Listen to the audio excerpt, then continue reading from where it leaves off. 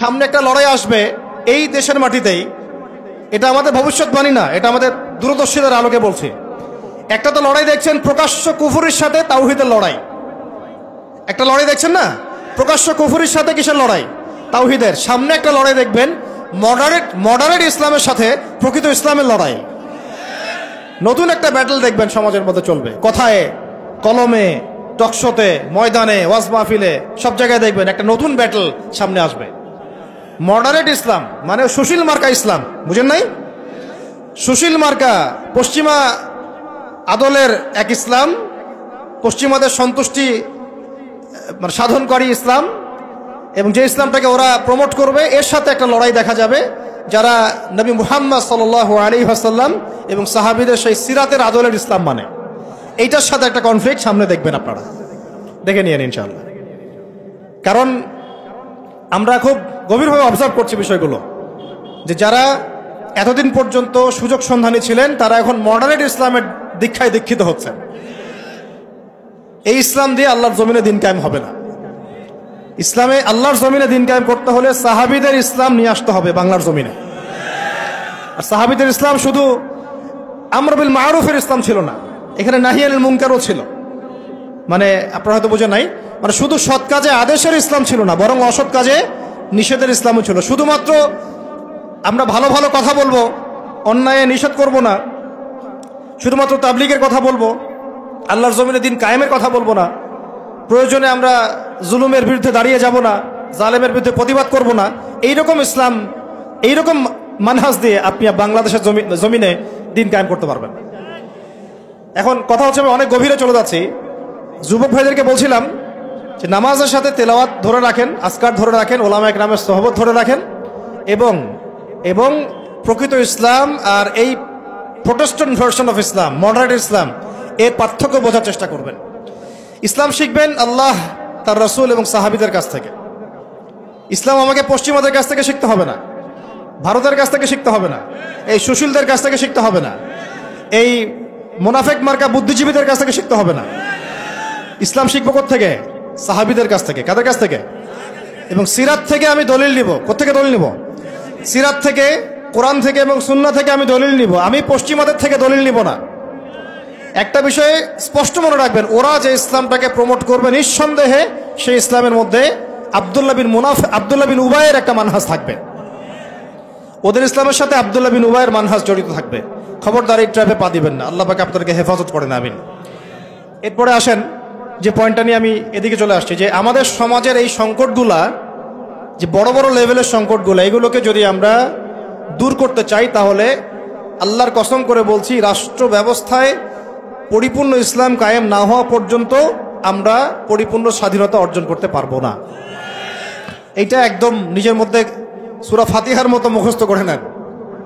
যতই আমরা জনবল দেখাই না কেন, যত মাহফিল করেন, যত প্যান্ডেল নিয়ে আসেন, হ্যাঁ, যত আপনি স্লোগান দেন, আরো তো অনেক কিছু করছি আমরা, ঠিক আছে, কাজ তো ভালো, আলহামদুলিল্লাহ, কোনো সমস্যা নাই। বাট এই কাজগুলো ভাটা পড়ে যাবে যদি উপরের লেভেলে ইসলামকে নিতে না পারি আমরা। এমনকি মসজিদের মধ্যেও আমরা স্বাধীন থাকতে পারবো না যদি আমরা রাষ্ট্র ব্যবস্থা ইসলামকে নিতে না পারি। গত 10 বছর দেখেন নাই, জুমার খুতবা কি দেওয়া হবে সেটার উপরে চাপ প্রয়োগ করা হয়েছে। ওয়াজ মাহফিলে কি বলবেন, কি বলতে পারবেন না, তার উপরে আপনাকে নজরদারি করা হয়েছে। আমরা তো এমন একটা হালতে ছিলাম যে বাসায় ঘুমালেও বাসার বাইরে ওই গোয়েন্দা সংস্থার লোকজন বসে থাকতো। কোথায় যায়, কি করে, কার সাথে ফোনে কথা বলে, কে তাকে কল দেয়, যে কল দিল তার সাথে এর কি সম্পর্ক। আমাদেরকে কল দিলে তো মানুষই বিপদে পড়তো, আর কি, কল দিয়ে তারাই বিপদে পড়তো। কার সাথে দেখা করে, কে বাসায় আসতেছে, কে যাচ্ছে। এই যে একটা, মনে আছে দাজ্জাল যে দ্বীপে বন্দী আছে, একটা হাদিস আছে না, একটা যে তামিম দারি রাদিয়াল্লাহু আনহু হাদিস, প্রথমে একটা প্রাণীর সাথে দেখা হয়, সেই প্রাণী জিজ্ঞাসা করে যে তোমরা কোথা থেকে আসছো, মনে আছে হাদিসটা? তো ওই প্রাণী নিজের পরিচয় দিয়েছিল কি, যে আমি জাসাস, আমি কি জাসাস, আমি কি জাসাসা, আমি হচ্ছে গোয়েন্দা। জানি না এই হাদিসের আসলে তাওয়িল এখন আমার জানা নাই, আল্লাহ ভালো জানেন, আমি এখনো শিখছি। কিন্তু এখন খেয়াল করে দেখেন, পুরা যে সভ্যতাটা চলছে, এরা যেভাবে তাওহীদপন্থী মুসলিমদেরকে এইভাবে গোয়েন্দা সংস্থাদের আওতায় নিয়ে আসছে, উঠতে বসতে চলতে ফিরতে তারা আপনাকে নজরদারির মধ্যে রাখতেছে। ঠিক দাজ্জালের ওই জাসাসার মতো, ঠিক দাজ্জালের জাসাসার মতো। আল্লাহ, যাই হোক, কথা হচ্ছে যে আপনি আমি মসজিদেও স্বাধীন থাকতে পারবো না যদি আমরা উপরের লেভেলের ইসলামকে নিতে না পারি, শক্তিশালী হতে না পারি। এই যে একটু আগে বললাম সুদের কথা, আপনি সুদভিত্তিক অর্থ ব্যবস্থাকে বন্ধ করা তো দূরের কথা, বন্ধ করা বহু দূরের কথা, এখানে সংস্কার আনতে পারবেন না যদি আপনি রাষ্ট্র ক্ষমতা ইসলামকে নিতে না পারেন। শিক্ষার কথা বলি, দুটো লাইন বলি। শিক্ষার যা দুরবস্থা চলছে, এই দুরবস্থায় উচিত ছিল, দেখেন প্রাইমারি স্কুলেই আমাদের বাচ্চারা কোরআন তেলাওয়াত শিখে যাবে। আপনি লক্ষ লক্ষ প্রাইমারি স্কুলের বাচ্চাদেরকে একটা জায়গায় বসান, তাদের মধ্যে 90% কোরআন তেলাওয়াত করতে পারে না। হাই স্কুলের বাচ্চারা পারে না, কলেজের বাচ্চারা পারে না, ইউনিভার্সিটির ছেলেরা পারে না, অনার্স মাস্টার্সের ছেলেরাও পারে না। তাদেরকে যারা শিক্ষা দেয় শিক্ষক মণ্ডলী, তারাও 80% কোরআন তেলাওয়াত করতে পারে না। একটা দেশের শিক্ষা কমিশন কোরআন তেলাওয়াত করতে পারে না, একটা দেশের এমপি মন্ত্রী আমলারা কোরআন তেলাওয়াত করতে পারে না। ইল্লা মাশাআল্লাহ, ইল্লা মাশাআল্লাহ, যারা শিখেছে তারা কিন্তু রাষ্ট্রীয় শিক্ষানীতির মধ্যে, সিলেবাসের মধ্যে শিখে নাই, তারা শিখেছে কোনো ওস্তাদের কাছে, হয় কোনো মক্তবে, না হলে মাদ্রাসায়। তাহলে একটা ইসলাম প্রধান একটা মুসলিম প্রধান রাষ্ট্রে, একটা মুসলিম প্রধান রাষ্ট্রে শিক্ষা ব্যবস্থার মধ্যে কোরআন বাধ্যতামূলক নাই, তাহলে আমরা শিক্ষার মধ্যে কোরআনের ইসলামের কি দ্বৈনতা বুঝতে অসুবিধা আছে? এই সংকট কিভাবে দূর করবেন যদি আপনি ইসলামকে রাষ্ট্র ব্যবস্থায় না নেন? দাবি করলাম, আন্দোলন করলাম, মানববন্ধন করলাম, আপনাদের কি মনে হয় তারা চেঞ্জ করে দিবে? কখনোই করবে না। হয়তো বলবে ঠিক আছে, আচ্ছা ঠিক আছে, আমরা 10টা সূরা দিয়ে দিলাম পড়ুক, 20টা সূরা দিয়ে দিলাম পড়ুক, এক পারা দিলাম মুখস্থ করুক, সর্বোচ্চ দিল ধরেন। কিন্তু আমরা জানি যে এগুলো দিয়ে সাহাবাওয়ালা সেই জজবা, সেই ইমান, সেই দাওয়াত, সেই জিহাদ, সেই ইকামতের দিন সম্ভব না। এগুলো জাস্ট আই ওয়াশ, শোডাউন করা মানুষকে। জ্ঞান, ইসলামের জ্ঞান যে এত গভীর, এত যে গভীর, মানে আমরা এখন যেটা অনুভব করি যে আমরা এই সাগরের কিনারায় দাঁড়িয়ে আছি, এখনো সাগরে নামা তো দূরের কথা, আমরা পাও ভিজাইনি এখন। এটা হলো দ্বীন ইসলামের জ্ঞানের গভীরতা। আর আমাদের 90% মুসলিমের কান্ট্রি, এখানে শিক্ষা ব্যবস্থায় ইসলাম নাই। কোরআন বাধ্যতামূলক না, হাদিস 100টা বাধ্যতামূলক না। 20 বছর পড়াশোনা করে আমাদের ভাইরা 20টা সূরাও শিখে না। এখানে ইংরেজি বাধ্যতামূলক, সায়েন্স বাধ্যতামূলক, ম্যাথামেটিক্স বাধ্যতামূলক। আর কি বলবো, বিসিএস ক্যাডার হচ্ছে কোরআন ছাড়াই। সিরাত, নবী সাল্লাল্লাহু আলাইহি ওয়াসাল্লামের জীবনী, যে নবীকে চিনে না সে আল্লাহকে চিনবে কিভাবে? সেই সিরাত আমাদের সিলেবাসে নাই। আপনি দাঁড়ান, একজন দাঁড়ায় বলেন তো যে 20 বছর পড়াশোনা করেছেন, আপনার সিলেবাসে সিরাত ছিল? একটা বই, খতামুল আম্বিয়া, সিরাতে খতামুল আম্বিয়া, পাতলা এতটুকু বই, সিরাতে খতামুল আম্বিয়া, মুফতি মোহাম্মদ শফি রাহিমাহুল্লাহ লিখেছেন, এতটুকু বই। এই বইটাও কি পড়াইছে? তাহলে একটা দেশের শিক্ষা কমিশন কি করছে আসলে? এদেশের কোটি কোটি ছেলে, কোটি কোটি মেয়ে, কোটি কোটি শিশু কোরআনবিহীন ভাবে শিখছে, হাদিসবিহীন শিক্ষা শিখছে, সিরাতবিহীন শিক্ষা শিখছে, ইসলামের ইতিহাস নাই, আকিদা তো বহুদূরের কথা, ফরজে আইনেরও কোনো পড়াশোনা নাই। কিন্তু এখানে আপনি শরীফও পাবেন, এখানে আপনি শরীফও পাবেন, আরো কত কি পাবেন। এগুলো না হয় নাই বা বললাম, বলতেও খারাপ লাগে। উন্মুক্ত যৌন চর্চা ওখানে পড়ানো হচ্ছে, যৌন শিক্ষার নামে উন্মুক্ত ফ্রি সেক্সের দীক্ষা দেওয়া হয় নাই। এখন কতটুকু সংস্কার হচ্ছে আমি জানি না, নতুন করে আমি বই ঘাটি নাই। আগে 20-30 বছর আগে যাও ইসলামের কিছু ছিল, গদ্য পদ্য উপন্যাস কিছু ছিল, এগুলো আস্তে আস্তে সব উঠায় দেওয়া হচ্ছে। খেয়াল করে দেখেন। তাহলে এটাকে পরিবর্তন আনার জন্য শুধু কি মানববন্ধন যথেষ্ট হবে? ওয়াজ মাহফিলে আমি যে বলছি, আমার বলাটা কি যথেষ্ট হবে? এরা শুনেও শুনবে না, দেখেও দেখবে না। আমি বলে দিচ্ছি আপনাদেরকে, যদি সেকুলাররা উপরে থাকে, এই তথাকথিত সুশীলরা, এই রাম বাম প্রগতিশীলরা, এরা এই কথাগুলো শুনে বিশ্বাসও করতে পারে, হ্যাঁ এটা সত্য কথা বলছে ছেলেটা, কিন্তু ওরা কিছুই করবে না। কারণ কিছু বললেই দুটো শব্দ, কিছু বললে নাকি ওদের আব্বু মাইন্ড করবে। আব্বু চিনেন তো? আব্বু হচ্ছে কে? আমেরিকা। হ্যাঁ, কিছু বললে কে মাইন্ড করবে? আবার কিছু বললে আম্মু নাকি বকা দিবে। আম্মু চিনেন? আম্মুকে না, আম্মু হচ্ছে ভারত। ওদের চিন্তাটা এরকম, কিছু বলবো না, বলা যাবে না, কিছু করা যাবে না, সংস্কার করা যাবে না, কিছু বললে আব্বু মাইন্ড করবে। আব্বু কারা? পশ্চিমারা। আব্বু কারা? পশ্চিমারা। আবার এখন বলছে কিছু বললে আম্মু মাইন্ড করবে, আম্মু বকা দিবে। হ্যাঁ, আপনারা কেন মব সন্ত্রাস করতেছেন, মবক্রেসি করতেছেন? আসলো না কিছু কথা কয়দিন আগে? কিছু বললেই, মানে হুজুররা কিছু বললেই ভারত চেতে যাবে, ভারতের মিডিয়াতে তোলপাড় হবে। হ্যাঁ, বাকি আপনারা যদি আন্দোলন করেন, সংগ্রাম করেন, অভ্যুত্থান ঘটান, তাহলে কোনো সমস্যা নেই। হুজুররা বললেই সমস্যা। এটার কারণ একটাই, এই পৃথিবী দুই ভাগে ভাগ হয়ে গেছে। মনে রাখবেন, এই পৃথিবী দুইটা শিবিরে ভাগ হয়ে গেছে, সামনে আরো যাবে। একটা ঈমানের শিবির, একটা কুফুরের শিবির। মাঝখানে কিচ্ছু নাই, মাঝখানে কিছু মুনাফিক থাকবে, এরা কাফেরদের সাথেই থাকবে। আপনারা এই হাদিসটাও পড়বেন, শেষ জামানে যখন দাজ্জাল বের হবে, মদিনার উপকূলে সে পৌঁছাবে, দূর থেকে দেখে বলবে যে ওইটা আহমদের মসজিদ সাল্লাল্লাহু আলাইহি ওয়াসাল্লাম। আহমদ মানে কে? মুহাম্মদ সাল্লাল্লাহু আলাইহি ওয়াসাল্লাম। তো সে ওখানে যেতে পারবে না, ফেরেশতারা দাঁড়িয়ে থাকবে খোলা তরোয়াল নিয়ে, পাহারা দিবে। তো সেখানে সে আঘাত করবে আর কি, এটা ভূমিকম্প হবে। তো ওই ভূমিকম্প যখন হবে, ওই ভূমিকম্পতে মদিনার মধ্যে থাকা যত মুনাফিক, এগুলো বের হয়ে দাজ্জালের বাহিনীতে যোগ দিবে।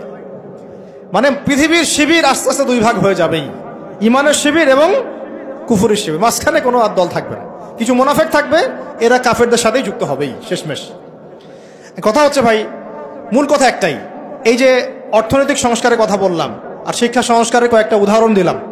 শিক্ষার এই দৈন্যতা, দুরবস্থা, 20টা বছর 30টা বছর আপনার জীবন থেকে কেড়ে নেওয়া হলো একটা চাকরির সুরসুর দিয়ে, একটা শিক্ষিত হবেন সার্টিফিকেটের একটা কলা ঝুলাই দিয়ে আপনার জীবন থেকে 20 বছর নিয়ে নেওয়া হয়েছে। এই 20 বছরে আপনি কিচ্ছু শিখতে পারেননি ইসলামের, কিন্তু এই 20 বছর কিন্তু জীবন আর ফিরে আসবে না। 20 বছর দূরের কথা, একটা দিন চলে গেলে কি ফিরে আসবে নাকি? অথচ এই 20 বছরে আপনি মুফতি হয়ে যেতে পারতেন। আমরা আফসোস করতেছি এখন। এবং ওই সময়, যে সময়টা কেড়ে নেওয়া হয়েছে, ওই সময়টা আমাদের জীবনের সবচেয়ে উর্বর সময় ছিল। ওই সময় আমাদের ব্রেন থাকতো ফটোকপি ব্রেন, একটা পৃষ্ঠা দেখলেই মুখস্থ হয়ে যায়। তখন মুখস্থ করাইছে একদম ছোটবেলা থেকেই। আমি তো শিক্ষা নিয়ে কাজ করতেছি লাস্ট 7 বছর 8 বছর হয়ে গেছে। 7-8 বছর থেকে আমি স্কুলিং করতেছি, আরও বিভিন্ন প্রজেক্টে আছি। ওদের সবগুলো বই শুরু থেকে গোড়া থেকে ঘেটেছি, আমরা ঘাটছি, এখনো ঘাটছি। একদম ছোটবেলা থেকেই বাচ্চাকে শেখায় Jack and Jill went up the hill. আপনারা পড়ছেন না এগুলো? জনি জনি ইয়েস পাপা, এই কবিতাগুলো একদম ছোটবেলা থেকে প্লেয়ার ক্লাসে, নার্সারি ক্লাসে ওই কবিতার মধ্যে ওকে মিথ্যা শেখানো হয়। জনি জনি ইয়েস পাপা কবিতাটা দেখেন, ইটিং সুগার নো পাপা, খাচ্ছ কি চিনি খাচ্ছ, বলতেছে কি খাচ্ছি না, মুখের মধ্যে কিন্তু চিনি আছে। তাহলে ছোটবেলায় আমার বাচ্চাকে শেখানো হলো কিভাবে মিথ্যা বলতে হয়। প্রত্যেকটা জায়গায় সমস্যা আছে, প্রতিটা জায়গায় তারা সূক্ষ্ম সুকৌশলে বিষ ঢুকাই দিছে। প্রবলেমের মানে সমস্যার গোড়া যে এত গভীর, কোনটা ছেড়ে কোনটা বলবো আমরা হুঁশ পাচ্ছি না। এই জন্য পুরো মূল সমাধানের জায়গাটা বললাম, ওইটা যদি ঠিক হয়ে যায় বাকি সবগুলো ঠিক হয়ে যাবে ইনশাআল্লাহ। আর এখন বিগত প্রায় 50, 60, 70 বছর থেকে বাংলাদেশে দাওয়াতের কাজ অনেক হয়েছে আলহামদুলিল্লাহ, এখনো হচ্ছে, দৈনন্দিন হয়েই যাচ্ছে ইনশাআল্লাহ। একটা জেনারেশন তৈরি হয়ে গেছে আলহামদুলিল্লাহ, যারা আল্লাহর জমিন, আল্লাহ দিন কায়েমের জন্য জান পর্যন্ত দিতে পারবে।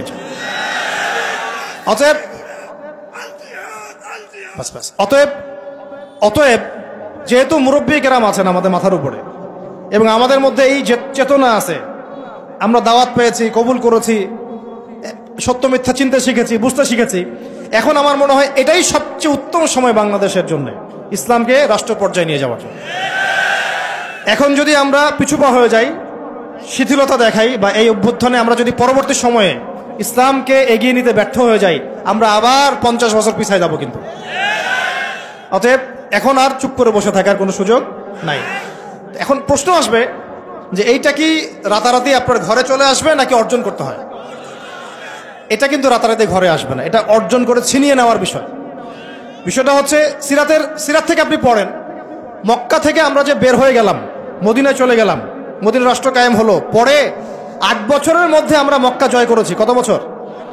এটা কি রাতারাতি হয়েছে না আমাদেরকে এর জন্য সংগ্রাম করতে হয়েছে, দাওয়াত দিতে হয়েছে, তাবলীগ করতে হয়েছে এবং জিহাদও করতে হয়েছে, সবকিছুকে একসাথে করতে হয়েছে।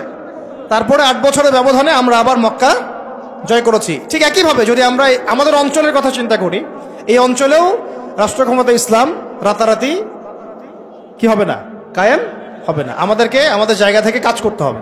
তো কাজ কি শুধু তারাই করবেন যারা ইসলামিক রাজনীতি করেন তারাই, না আপনাদেরও কোনো কাজ আছে নাকি প্রত্যেকটা মুসলিমের ভূমিকা রাখার সুযোগ আছে? কোনটা?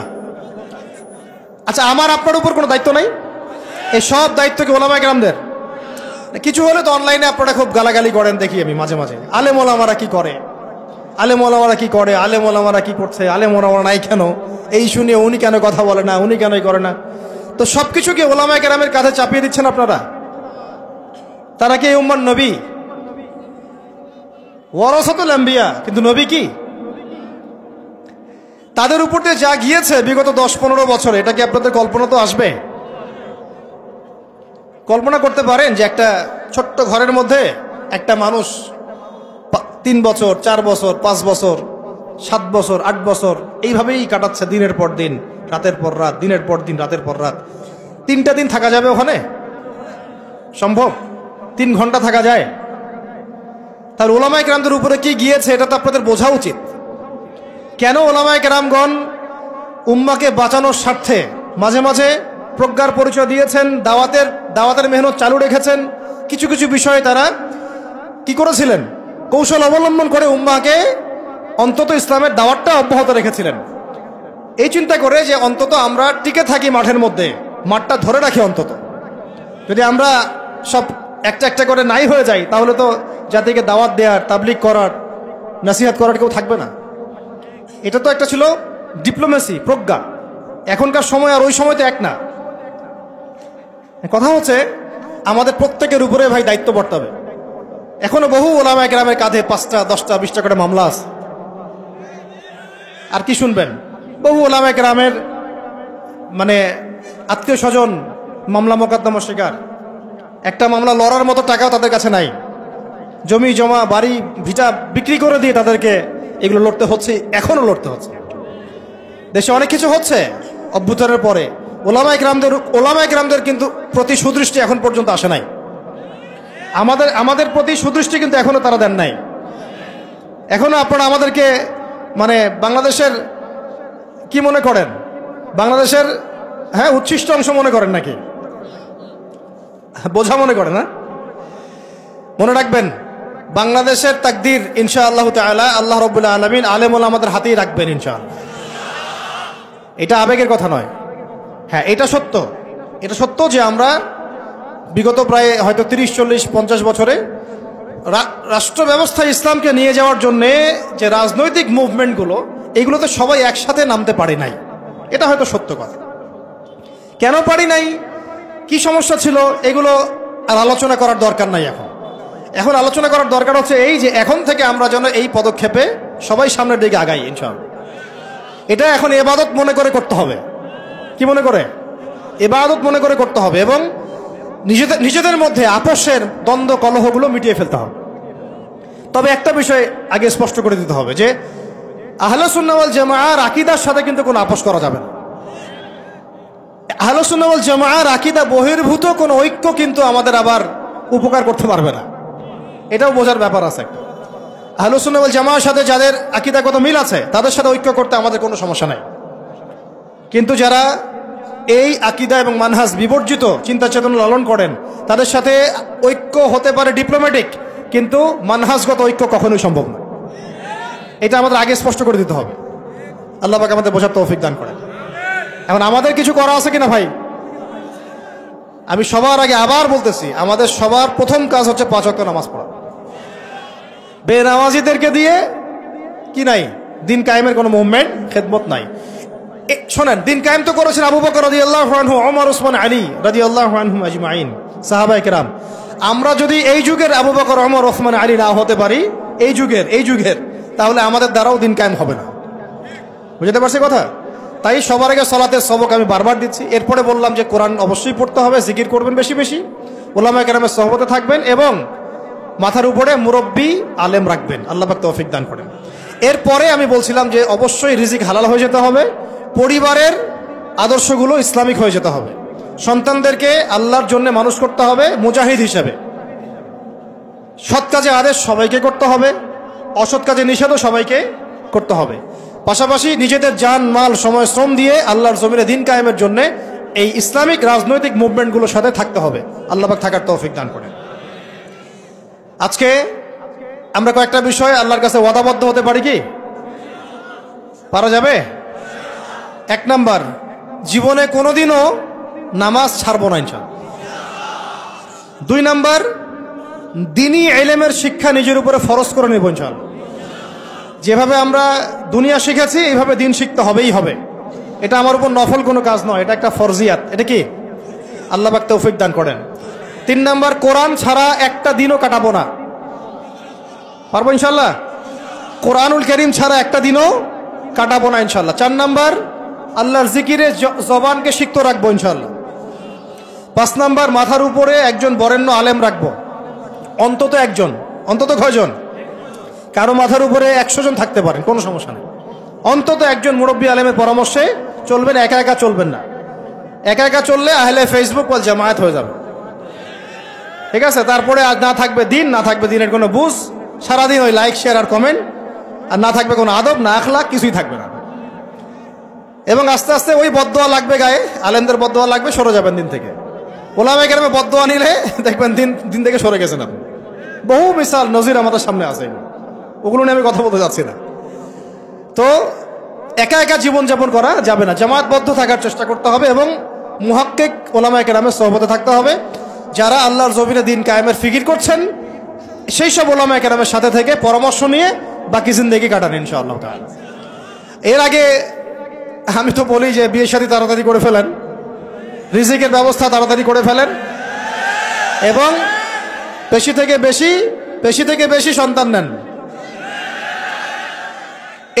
এর আগে কথা আছে, সেটা হলো দিনদারি থেকে প্রাধান্য দেন, দুনিয়াকে প্রাধান্য দিয়েন না, আপনি ক্ষতিগ্রস্ত হয়ে যাবেন। দিনদারি থেকে প্রাধান্য দিলে আপনার পরিবার হবে আপনার জন্য জান্নাতের একটা টুকরা ইনশাআল্লাহ। আর যদি দুনিয়াকে প্রাধান্য দেন, ওই পরিবারই হবে জাহান্নামের টুকরা। আল্লাহ পাক আমাদের সবাইকে দিনদার জীবন সঙ্গিনী দান করেন। আর সন্তান নিতে হবে বেশি বেশি, এবং সন্তান থেকে মানুষ করতে হবে একেবারে মুজাহিদ হিসেবে ছোটবেলা থেকেই। আমি তো বললাম যে শিক্ষা নিয়ে আমরা কাজ করছি, আপনি নিজেও কাজ করে দেখেন। শিক্ষা ব্যবস্থার একদম চরম দৈন্যতা আছে, এটাকে সংস্কার করার জন্য সবাইকে হাত লাগাতে হবে। সর্বোপরি হালাল খেতে হবে এবং আমর বিল মারুফ নাহি আনিল মুনকারের কাজ সবাইকেই করতে হবে ভাই, একজন দুজন করলে হবে না। নিয়মিত তাবলীগে সময় দেন, আল্লাহর রাস্তায় সময় লাগান, পড়াশোনা ঠিকমতো করেন, এই অনলাইনের ফিতনা থেকে বেঁচে থাকেন। আর যত রকম যুব সমাজকে নষ্ট করার ফিতনা আছে, যেমন মাদক, পর্নোগ্রাফি, মেয়েদের সাথে ফ্রি মিক্সিং, তারপরে আপনার এই যে টিকটক, এই যা আছে যেগুলো যুবকদেরকে নষ্ট করে, এগুলোর ধার কাছেও যাবেন না আল্লাহর রাস্তায়। ভাই এই জীবনটা একটা জীবন, শোনেন আমার কথা, শেষ করছি, আমি লম্বা করবো না। এই জীবনটা একটা জীবন ভাই, আপনাদেরকে বলছি, আমাদেরকে সবাইকে আমরা নিজেকে নসিহত করছি আর কি। জীবন একটা, কয়টা? একটা দিন চলে গেলে ফিরে আসবে না, একটা রাত চলে গেলে ফিরে আসবে না। আমরা যদি একবার কবরে চলে যাই ফিরে আসতে পারবো না। যা করার এই জীবনে করতে হবে। হেলায় খেলায় এই পশ্চিমাদের ফাঁদে পড়ে, কাফেরদের ফাঁদে পড়ে, তাগুত মুনাফিকদের ফাঁদে পড়ে, ইবলিসের এই বাহিনীর ফাঁদে পড়ে জীবন নষ্ট করা যাবে না। জীবনে যা করেছি তওবা করে ফিরে আসবো, যা করেছি কি করব? তওবা করে ফিরে আসবো। বাকি জিন্দেগি আল্লাহর জন্য কাটিয়ে দেব ইনশাআল্লাহ। বাকি জিন্দেগির প্রতিটা দিন রাত, ওঠা বসা চলাফেরা শুধুমাত্র একজন ব্যক্তিকে অনুসরণ করবো আমরা ইনশাআল্লাহ। তার নাম কি? মুহাম্মদ রাসূলুল্লাহ সাল্লাল্লাহু আলাইহি ওয়াসাল্লাম এবং তার সাহাবীদেরকে অবশ্যই। এছাড়া আমাদের সামনে আর কিচ্ছু নাই, আর কোনো রাস্তাও খোলা নাই। আমাদেরকে বুঝতে হবে আল্লাহ পাক এই দুনিয়াতে আমাদেরকে তার ইবাদত করার জন্য পাঠিয়েছেন। আল্লাহ পাক দেখতে চান আমলে কেউ আহসান, আল্লাহ পাক দেখতে চান আইয়ুকুম আহসানু আমালা। আল্লাহ পাক সাফল্য বলতে তাই বুঝিয়েছেন, ফামান যুহজিহা আনিন নার ওয়া উদখিলাল জান্নাতা ফাকাদ ফাজ। ওইটাই সাফল্য, দুনিয়ার সাফল্য চিরস্থায়ী নয়। আল্লাহ পাক আমাদের তরুণ ভাইদেরকে কবুল করেন, আমিন। নিজেদের জান মাল সময় শ্রম ব্যয় করে উজাড় করে আল্লাহর জমিনে দিন কায়েমের মেহনতে আমরা আত্মনিয়োগ করবো ইনশাআল্লাহ। আর শুরুতে আমি বলছি না যে আপনি শুরুতেই রাস্তায় নেমে আসেন, নিজের আত্মসংস্কার করেন, নিজের নফসের সংস্কার করেন, পড়াশোনা ঠিক করে ফেলেন, আমল ঠিক করে ফেলেন, ওলামায়ে কেরামের সোহবতে চলে আসেন এবং তাদের সাথে মশওয়ারা করে পরবর্তী পদক্ষেপ নেওয়ার চেষ্টা করেন। এক কথা, জমিন আল্লাহর, দিন হবে, দিন আল্লাহর, জমিন হবে কার? এই দিন আল্লাহর, জমিন আল্লাহর, বিধান চলবে কার? বাস আল্লাহর জমিনে আল্লাহর বিধান প্রতিষ্ঠার জন্যে আমাদের সবাইকে আত্মনিয়োগ করার তৌফিক আল্লাহ পাক দান করেন, আমিন। আল্লাহ পাক আমাদের সবাইকে পরিপূর্ণ নামাজি হয়ে যাওয়ার তৌফিক দান করেন, শরিয়া বোঝার তৌফিক দান করেন, শরিয়ার বিধানগুলো বাস্তবায়ন করার তৌফিক দান করেন। আল্লাহ পাক ইসলামকে রাজনৈতিক ক্ষমতায় নিয়ে যাওয়ার তৌফিক দান করেন।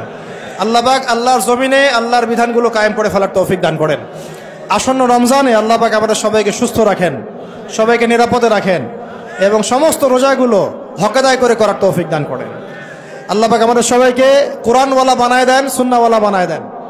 সাহাবায়ে কেরামের মানহাজে দিন কায়েমের তৌফিক দান করেন, সিরাত মুখস্থ করে ফেলার তৌফিক দান করেন, ইসলামী শিক্ষায় শিক্ষিত হওয়ার তৌফিক দান করেন।